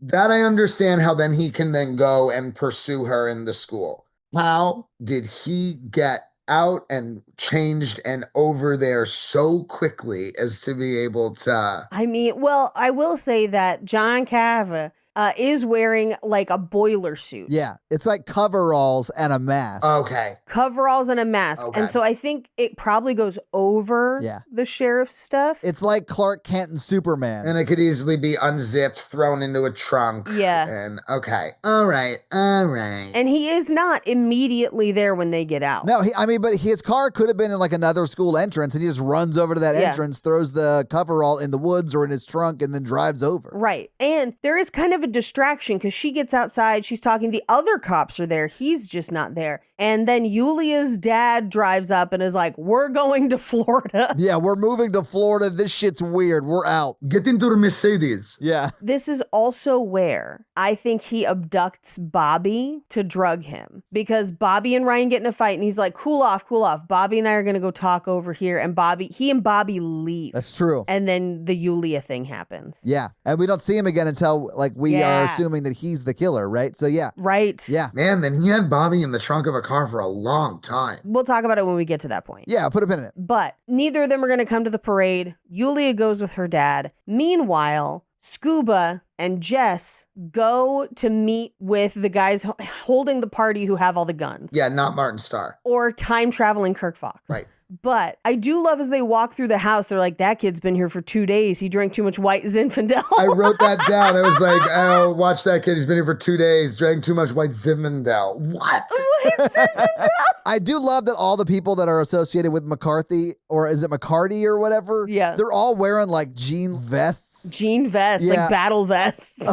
Yeah. The way he's got stanchions and a velvet rope to like get into the front door of the house is so fucking funny. I laughed so much when he moved those stanchions and the velvet rope from the front to his room. Yeah. Why he didn't, he had his minion do it. So dumb. VIP. It's so dumb. And then I loved all of the hidden guns. He starts by opening like a guitar case and there's guns in it, but then he goes over to the boom box. Yeah, it's like all music related places have guns in it. It's just, and then there's like the belt knife. He goes under the record cabinet and he grabs a 6 hour for Scuba, but in the cabinet is like a Marine rocket launcher. Like one of the big automatic ones that also has like grenades on it. Yeah. Yeah, it's Boston, Paige. What do you expect? Yeah, Boston. I've seen the town. Sure. We're off in Plymouth, kid. Plymouth. I just want to walk around being like, is this Plymouth? Plymouth? Where can I see Plymouth Rock? Oh, that was my nickname in college. Like, it would be so cool if someone whipped a battery at my head. Are we in Plymouth? Just getting hit with D's. D's nuts. D cells, Paige. Oh, well, yeah, that too. If they had taken down the murderer by whipping a battery at him. Just David and Goliath, this John Cava with a battery. It's so quintessentially American and making fun of American Thanksgiving the entire time. Yeah. But also so Boston. Like there's so Massachusetts. There's so many things in it that you're like, And because Eli Roth is from Massachusetts, like, oh yeah, no, there's a lot of specificity in here that only someone who their whole lives interacted with massholes could put onto a screen. Yes, nailed it. But in this scene, Jess refuses a gun and refuses the belt knife. She's like, I'm good. But this is where we find out that she knows how to load and fire a musket. Yeah. It's Chekhov's knowledge about muskets, and it'll come back. It's Chekhov's blunderbuss. Chekhov's got a lot of shit in this movie. Yeah. But literally, they're on the phone because Scuba has called Yulia and she's packing. And there's a cop at her house now because she says the cops are at my house right now. We only see that one, but one would assume Patrick Dempsey was the other. Or knows like, hey, I can go there. I can get into that house very easily, even with a cop there. Right. Might have to kill somebody who I don't want to, but. Yeah, this is the one that I don't think that cop did anything to him. Was the cop dead or was he just knocked out? I think he's just knocked out because at a certain point he just starts knocking people out because he needs them alive for the dinner. Right. And with like a silencer. So he gets that guy and gets Yulia's dad. And then comes Yulia, who's been trying to put her contacts in the whole time. And it is faking you out, making you think that she's going to get stabbed through the eye or something. Well, this is the ASMR kill because it's the eyes and then the ears, and then she gets corn cobbed in the ears. Oh, the corn cobs in the ears, which... So good. It is an Eli Roth special. He also does it in Cabin Fever. He gets somebody with a screwdriver through the ear. Yeah, and so, but the corn holders through the eye, and then holding on to both of them. I lost it. This movie fucks. This movie's so fucking hilarious. Yeah, timestamp 1 hour, 2 minutes, 34 seconds. All caps. This fucks. Because literally drags her downstairs where we have found out that the house is being remodeled. I love that the cop is like, when's the remodel done? And her dad goes, never. So there is a saw set up. Anyway, corn cob holders to the ears. On video with her boyfriend. Yeah, FaceTiming her boyfriend. Who now is like, oh my God, we got to get to her house. But they get to the house in record time, I would assume. We don't know how close this house is. He's probably not obeying all the traffic laws, though. You're right. Yeah. Right. But they're there. They come in the house. They see everyone else is unconscious. So they know the killer's there. And they're literally in the room with the killer. And he's got the gun and shoots at him, misses. And that causes the killer to kind of like shove Yulia into the saw. Gingerly tosses her onto the table saw. It's gross, guys. It's gross. We see the fingers get cut off and then she lays down. It's Yeah, that's where I wrote the fuck continues. Yeah, it's so gross. And she's on the table as the saw is still going. She's just like, ugh. And it goes on for a little too long. And I'm like, I don't know, Paige. I laughed too. Yeah. Oh, hilarious. At one point I was like, she might be enjoying it, but I mean, I don't know. I've never been sawed in half. I mean, not yet. I mean, maybe she had like a Hellraiser, like martyrs. She's on the, I have such sights to show you. She always wanted to be split in half. But my favorite thing is the killer just runs. They don't chase him. And they also don't help her off the saw. They're just like, no, what? No, I mean, her boyfriend does pick her up and pull her off. And then like, what do I do? And they're like, nothing, dog. She's dead. There's nothing to do. She's so dead. Yeah. But at this point, they call the cops.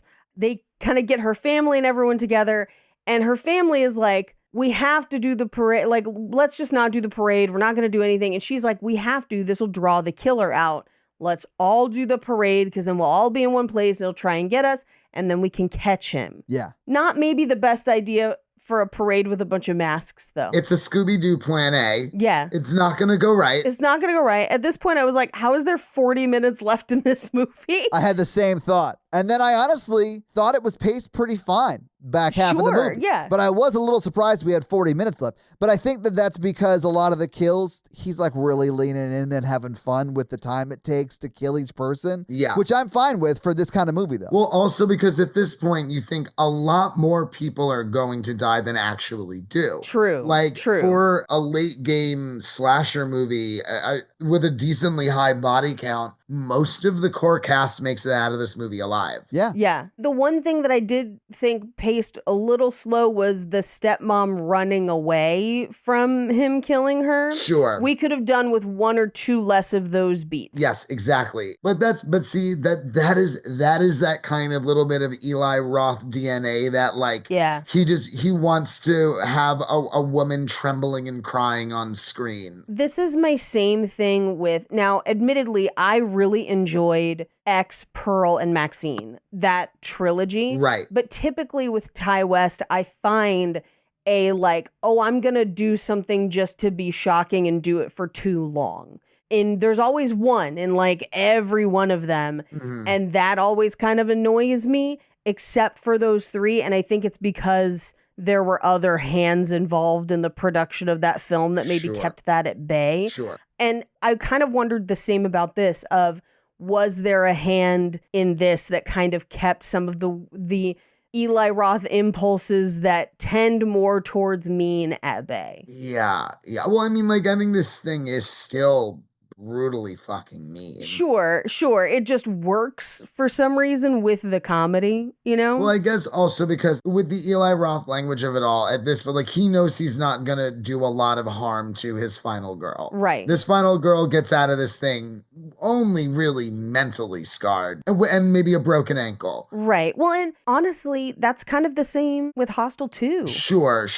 You know? Yeah. But like this is his, you know how they always say in a slasher movie, like Kill 2 is always the most brutal one. Yeah. Like, and this is like Kill 6. Yes. Like he saved Kill 2 for Kill 6. And we'll talk about it more when we get to it, but not only is she not Rebecca Romijn, now that we're talking about it, I was like, she's not Sherry Moon Zombie. Because like that's so the role that she kind of plays in this ecosystem a little bit.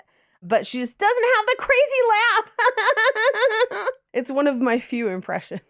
Anyway, the parade begins, and their plan is to basically have the parade take place, and then the parade floats go back to the warehouse that looks empty but is full of cops. As far as I can tell, there's no cops there because it's Patrick Dempsey, and so I think he just assigned people other places.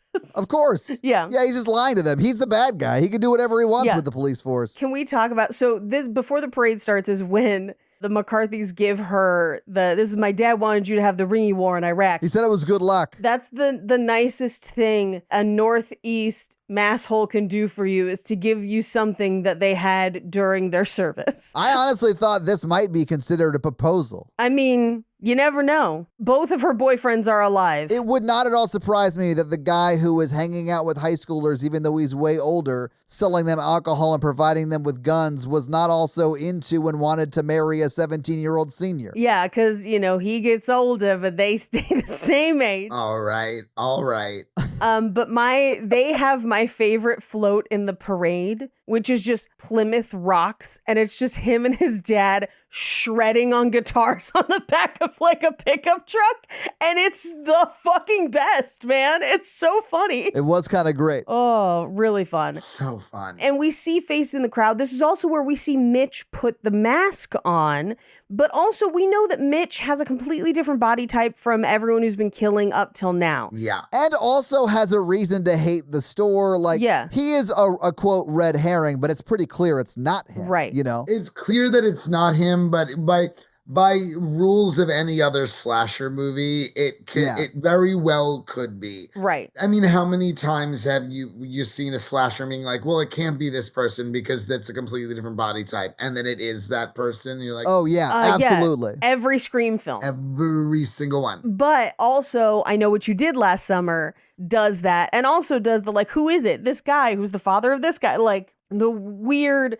train of who it is, as opposed to this one, which is like a fairly solid and understandable like through line of who it ends up being. Yeah, because there's an affair involved. We get it. It's affairly connected. And a pregnancy. When they reveal that sonogram is like, that baby been cooking for like 7.5 months. Right. And there was no baby bump on Gina Gershon. So I was like, the timeline does not lie. I think he may have just printed this out to make everyone feel worse for him. Like, I don't know that this is actually accurate to reality, what we saw on screen. True. Because Gina Gershon might have been 3 months pregnant at most. Yeah. She's also in her 50s. I mean, I think she's playing a character who was a strikeable distance to pregnancy. I don't know. I'm just saying. Wait, I didn't even fucking think about, I'm like, yeah. Oh, she is far too old to be having. Far too old. That makes the sonogram the punchline to a fucking joke. Yes. Yeah. Because there's no way. Patrick Dempsey's in his 50s. Like, all of these people are in their 50s. And Gina Gershon and Mitch, his parents are there. They don't have kids that we know of, right? No. The parents depicted are older, like the way they would be for my parents' parents, right? So like, if you were like, Gina Gershon is 56, I'd be like, of course she is. And Patrick Dempsey is her divorced friend that she knows who got divorced in his early 50s and doesn't know what to do now. So the fact that the pregnancy even comes up later, I was like, what? Was it a divorce or his wife died? Which was it? I think it was a divorce. Divorce, okay. I thought it was a divorce because he says that like, his wife destroyed his life and then she put him back together again. Yeah, yeah. Whatever her fucking name broke me and then she put me back together. He destroyed my family and then they just show the sonogram, but you're just like, what? Yeah, that sonogram is way too far along though, is all I'm saying. Yeah. That's so funny. It's crazy. But back to the parade, because that's why he's dressed as a clown, not as John Carver. And he gets the turkey. And that thus ensues a Rube Goldberg machine of terror of like the boat comes undone. The mask goes through that guy's head. It goes from zero to mayhem in a second. It's so fast. The plan goes tits up so fast. But it's exactly to plan. It is exactly what Patrick Dempsey, I mean, is his like slasher persona called John Carver? Yeah, it's John Carver. Yeah, so like John Carver's plan goes perfectly to plan, I guess. Yes. Well, and that's also how he's able to unlock and get into the police car. It's his car. To shoot the dart them all. It's his car. Yeah. It's his car. Also, the very second that the mask went through the man's face, 1 hour, 10 minutes, 7 seconds, best death in this movie, it fucks. So good. It looks so good too, Paige. It's so crazy. Yeah, it does look great. It's so nuts. I lost my mind. That was when Jake came home and just saw me cackling in the kitchen and was like, what? But the cop car drives away. And at this point, again, there's like 30 minutes left in the movie. And you're like, for what? Paige, we have a whole turkey to cook. I know. We have a whole third act of this movie. We just saw the denouement of the trailer. So if you'd seen the Thanksgiving trailer, the mayhem at the parade is like the height. What you'd think would be the end of the movie, the big set piece. So you're like, okay, so the parade has happened. Oh my God. But then we wake up in not Sherry Moon Zombie being basted with pepper and salt. And he then heats up the giant oven. She's got some like a little herb on her. A little rosemary, little root vegetables. Yeah. And he goes to turn the oven on, accidentally leaves the mask on the top of it so it kind of melts. So he's got like a melty mask, a toasted mask. He's got a couple masks. He's got 4, which makes us also wonder, are multiple people in on it? But as far as the movie tells us, only 1. So he leaves. When he comes back, she's gone. And she's crawling around. She finds the guy from Hanover. She kind of is like always one step behind him where he's got like a pitchfork and she's like behind a door or like running up to the kitchen. She finds the girl in the fridge.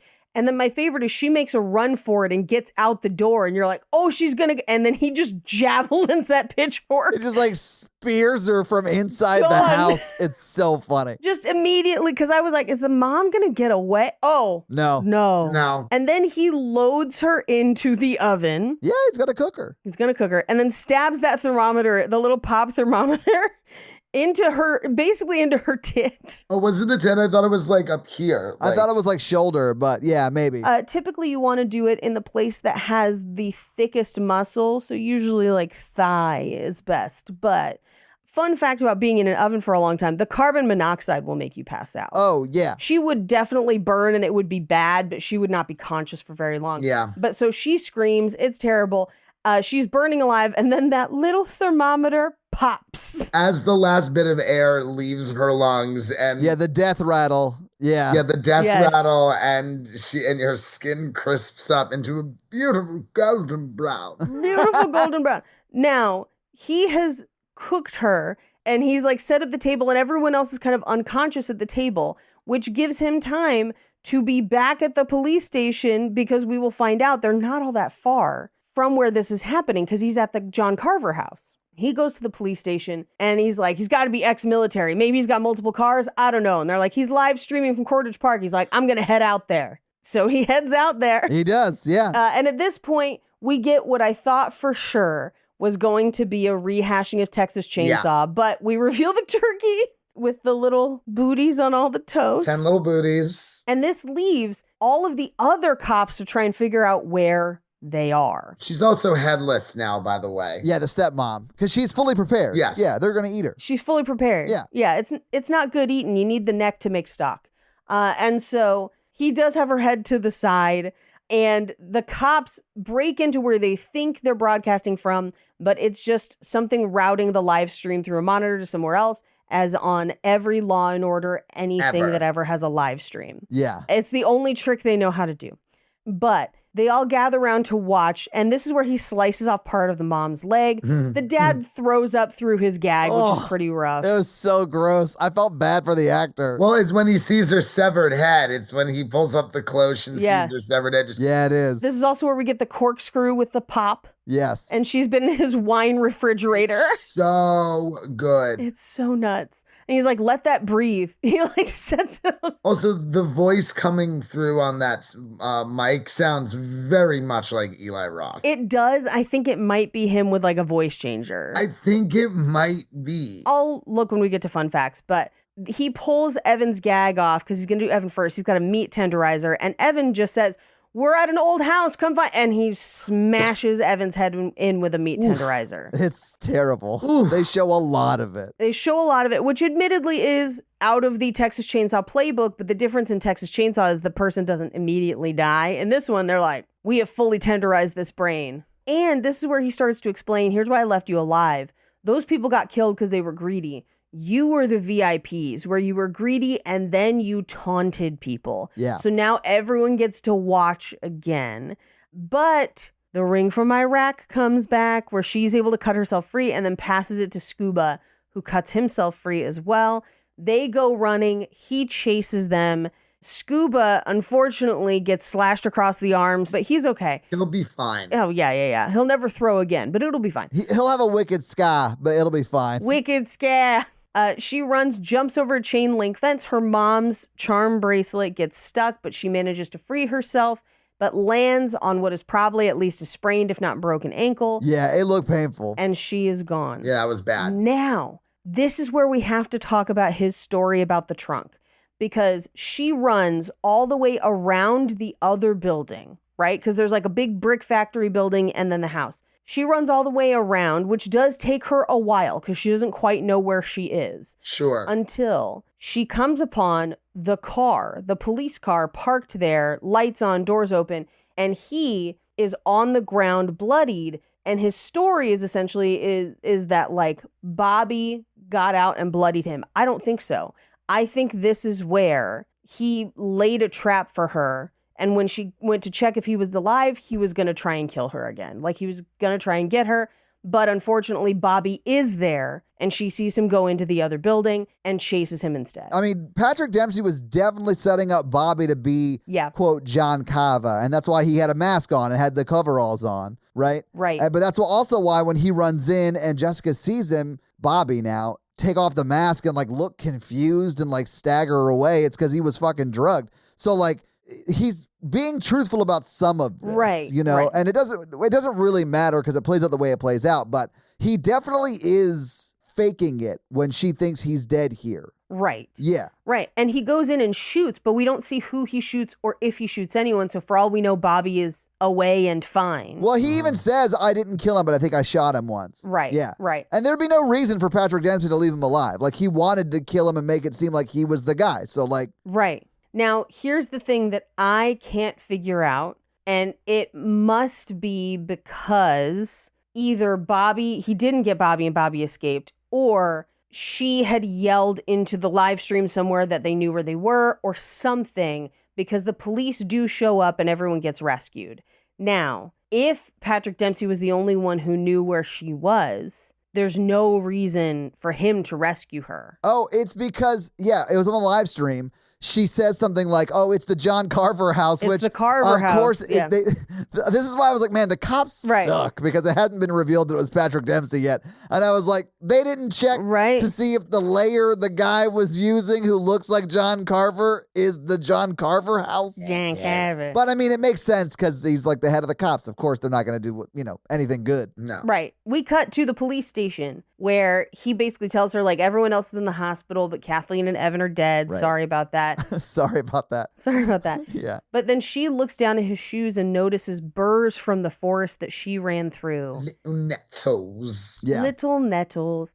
And she's like, I'm sorry, I'm not feeling well. And then as he goes to leave, he looks down at his shoes for a second longer and is like, if you'd been on the fence for a second longer, like, I would have been able to just kill everybody and it wouldn't have been a thing. It's like tripping on the 1 yard line or whatever he says. Right. But this is where she's like, I didn't say what I was thankful for. I'm thankful for this room having such great reception because she's been live streaming. But this is also where she's like, she was going to leave Mitch and you took her from me. You took my family. And like, this is where they show the sonogram. But he doesn't actually say it. But that was like literally just ripped out of a medical textbook. And he just like gaslit himself into believing that. Like, there's no way she was pregnant at all. Right. Well, and she has Bobby's cell. She took it out of the evidence bag on the table. That's how she was able to do it. And as that's happening, they're in like an interrogation room. So one wall is mirrored in glass. Something comes flying through the glass because Bobby has now woken up, knows where he is, came after her. Yeah. And Patrick Dempsey is coming after them with an axe, but they run. They get into Bobby's tow truck.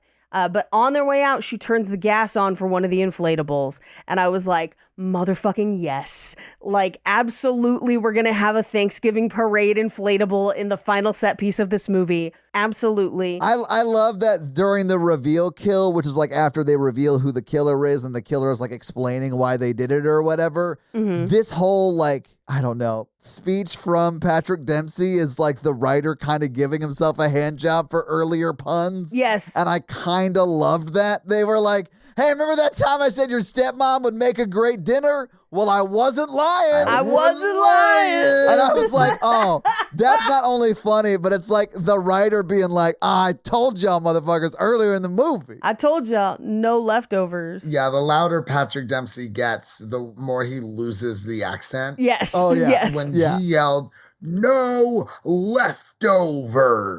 And I was like, too much. It's leftovers. It's because you've never met someone from this region that's like ever mad. So it's hard to, guess what they sound like when they're angry. Because I've never heard someone from Massachusetts yell or be angry ever. Never once. Never once.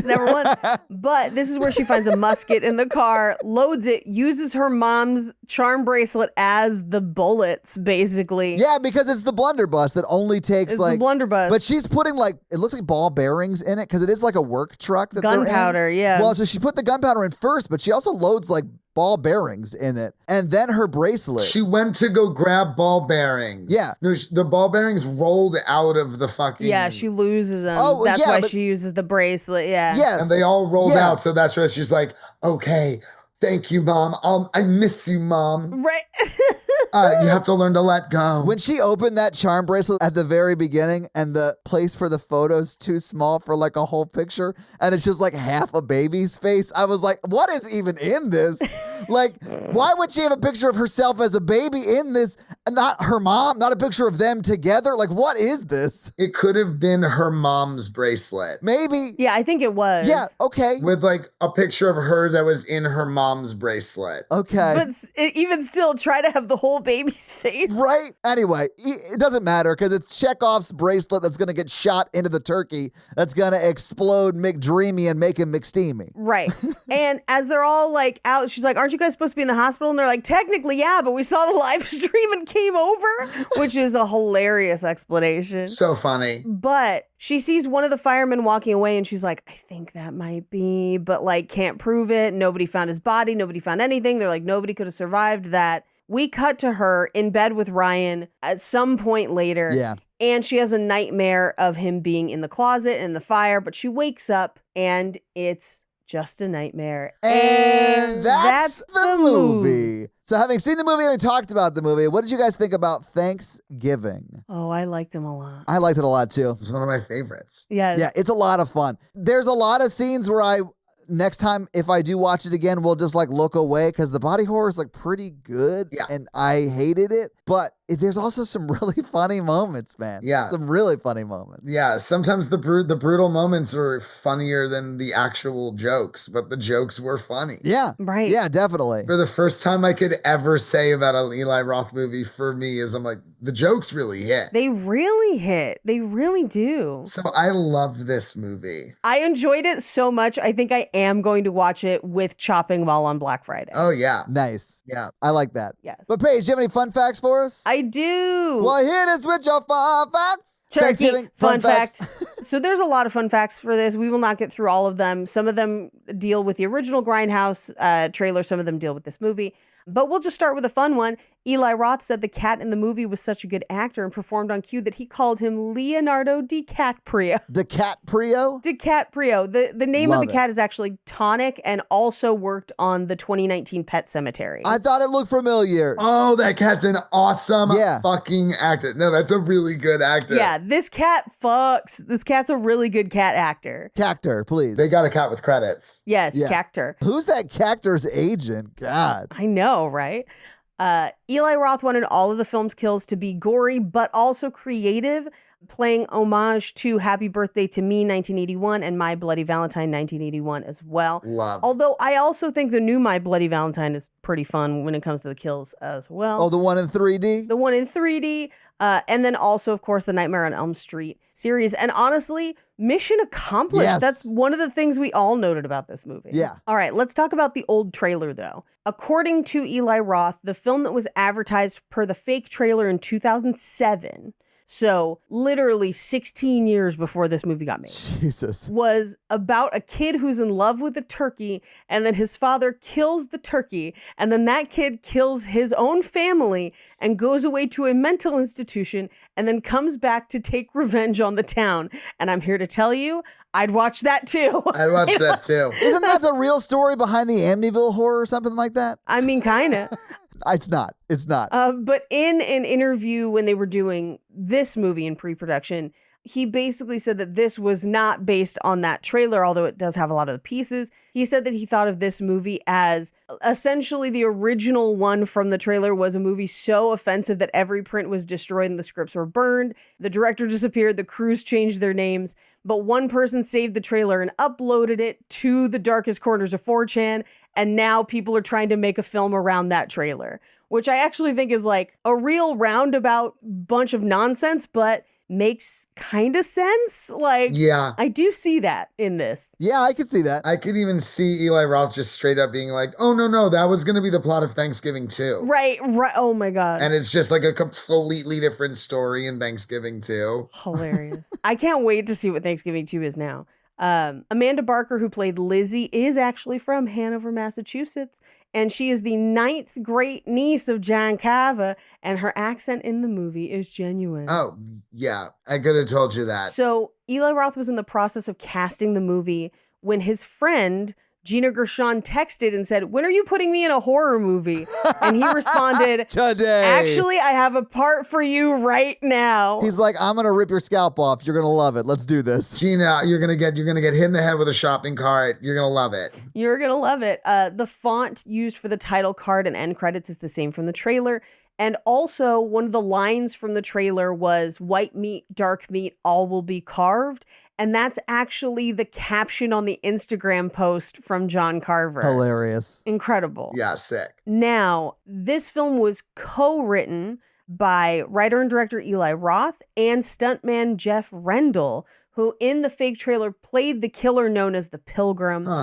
Eli Roth also appeared in the trailer as one of the Pilgrim's victims who gets decapitated during a sex scene, which didn't really happen as much in this movie, but I could have done with some more decapitations always. Yeah, that's the couplet of those you wanted. Yes. Not the sex scenes, the more decapitations. Yep. The reason that he feeds the cat is because Eli Roth always questions in horror movies who's going to take care of the dog now that the owner is dead. Yeah. Super sad. It would be really funny if Patrick Dempsey adopted the cat. Just like the sheriff of the town being like, I'll take the cat in, it's fine. But also he's the guy that killed its family. Hilarious. Yep. They did use multiple actors behind the mask to not give away the identity of the killer. Yeah. Which it does appear different, right? They're also wearing like a balaclava. Like you can't see like the skin of their ears or any of that. So it could be anybody. I really like that they did that. So the cosmetology classroom was not originally in the script, and it wasn't supposed to be in the chase scene, but it was a real location they discovered while filming at Waterdown District High School. Word. And so they incorporated it into the movie, which is great. That's awesome. The killer uses a voice changer that sounds similar to Eli Roth's narration from the original fake trailer. But the voice heard in the film is from fellow horror director Adam McDonald, who is known for directing the TV series Slasher from 2016. Okay. Now, Eli Roth actually didn't direct this entire movie. He directed most of it. But Tim Miller directed the reshoots, because Eli Roth was shooting Borderlands at the same time. A movie we all saw and remember. Yeah, that movie did fantastic at the box office. I did not hear good things. Eli Roth said that part of the reason he wanted to do a Thanksgiving horror movie as a trailer and then finally as this movie is because there aren't enough Thanksgiving horror movies. November doesn't really have many. He's absolutely right. There are very, very few. With an 84% on Rotten Tomatoes and a 63% on Metacritic, weighting the overall critics' reviews on the film, this is the most critically well-received Eli Roth horror film. Yeah, and they're right. They're correct. Yep. Now, the journalist questioning the emerging murders throughout the movie is allegedly played by Eli Roth just off camera. So you do kind of hear and see his voice. Okay. I'll end on this one. This is kind of fun. Most of the teen characters are named after people that Eli Roth went to school with in high school in Massachusetts. That's awesome. And those are your fun facts. Well, thank you for those fun facts, Paige. Let's talk a little bit about box office. So what do you guys think the production budget was for Thanksgiving in 2023? There's names in this. Yeah. I think this cost probably $15 million at minimum, and that's with some people taking scale. I'm going to say this is a $30 million movie. It was actually exactly $15 million, but Joe, I could see how you got there. Like, there's a lot of stars in it. It's not like it's a one-location movie. Like, they're all over that town. It looks really good. Yeah, but if you adjust that $15 million for inflation, that's almost $16 million today, just 2 years later.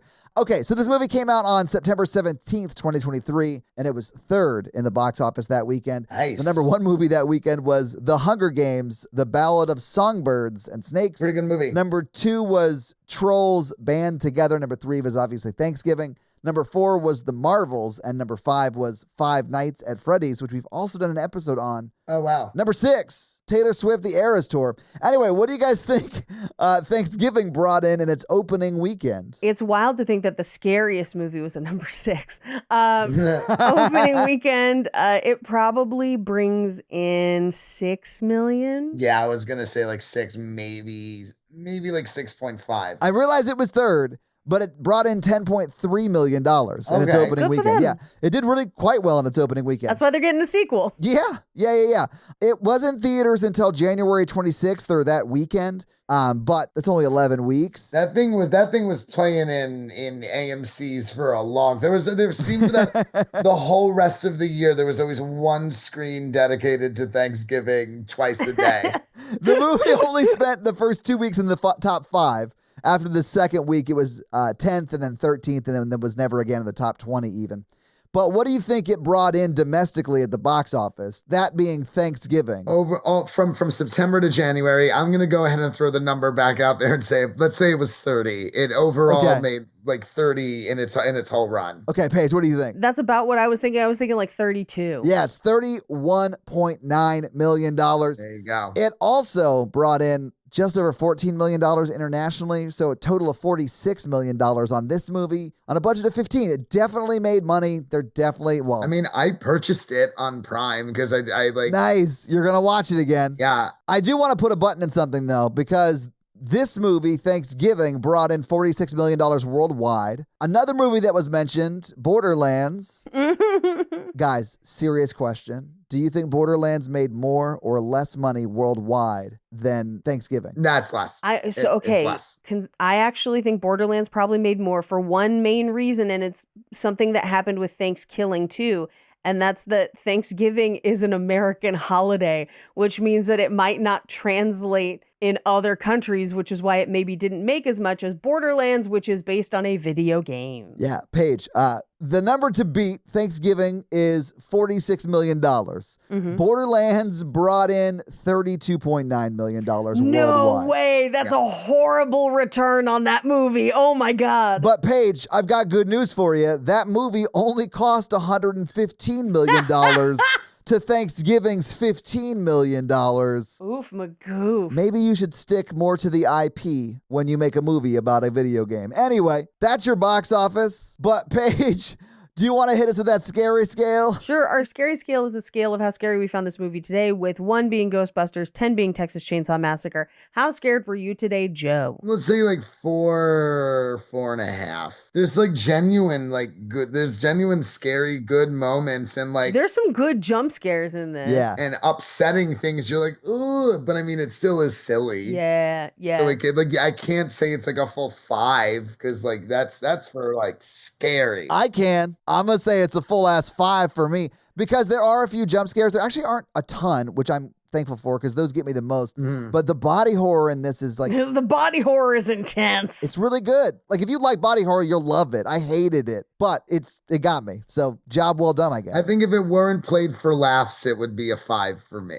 Sure. Yeah, a lot of times it is played for laughs and I'm still squirming in my shoes. I hated it. I think for me, I have it at a 3. I didn't find it very scary, but gore doesn't really bother me. I love to laugh at gore. So yeah, I'm going to give it a 3. It's her in the oven that for me where I was just like, this is so scary and upsetting. It's claustrophobic and murder. I hated it. Yeah. But yeah, so it's a 3 for me. That's your scary scale. Yeah. So Joe, thank you so much for joining us today. Yes. This is such a pleasure. Thank you so much for having me back. And honestly, thank you for making Paige do it. Yes. Because I enjoyed it too. It's scary, but it was a good movie. It's a good movie. I loved it. I had a blast. And you're right. I think this might be Eli Roth's best film. I think it's without question his best film. Definitely. And it's his best film because we keep calling it a film and not a movie. I'm like, he made a bunch of movies and one film. In one film. Just getting that Martin Scorsese absolute cinema meme. This is a film. This is a film. So if our listeners want to get more of you, where can they do that, my friend? I'm on Instagram at Joe Charles Kaye, and I'm on Letterboxd, Joe K on Letterboxd, JoeKaye. Follow me there. That's always fun times. And yeah, you can see show dates on there and whatever. Awesome. Well, again, thank you so much. This is a blast. I love this show. I will bully my way back onto this thing. Please. Once again. Of course. Please. I will do it. We say, hey, we have things we need to get to.